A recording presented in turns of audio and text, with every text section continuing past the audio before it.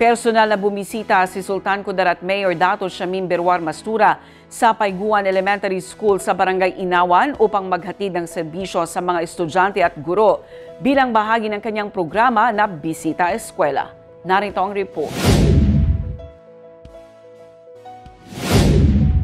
Masaya at mainit ang pagsalubong ng mga guro at mag-aaral kay Sultan Mastura Mayor Dato Shamim Mastura sa Paiguan Elementary School sa Barangay Inawan para sa Bisita Eskwela. Ito ay isang inisyatiba na layong ipadama sa mga liblib na komunidad ang presensya at serbisyo ng lokal na pamahalaan, partikular sa sektor ng edukasyon. Namahagi ang alkalde ng mga school supplies sa mga mag-aaral at cleaning supplies na magagamit ng mga guro upang panatilihing malinis ang kanilang mga silid-aralan. Nagkaroon din ng mga palaro at kasiyahan. Nagbigay rin ng pagkain bilang handog para sa mga dumalo. Sa isinagawang dialogo sa mga guro at magulang, tinukoy ni Mayor Mastura ang isa sa mga pangunahing suliranin ng paaralan tulad ng kakulangan sa maayos na transportasyon ng mga estudyante.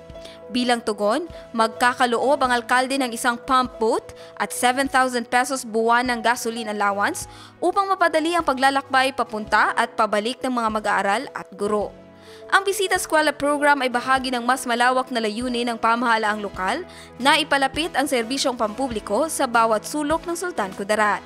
Tiniyak ni Mayor Mastura na hindi ito ang magiging huling pagbisita at marami pang programang nakalaan para sa iba pang malalayong barangay. Ang Barangay Inawan ay isa lamang sa mga unang hakbang sa mas pinalawak na adhikain ni Mayor Shamim Mastura na dalhin ang serbisyong tapat, mabilis at makatao sa bawat tahanan ng Sultan Kudarat.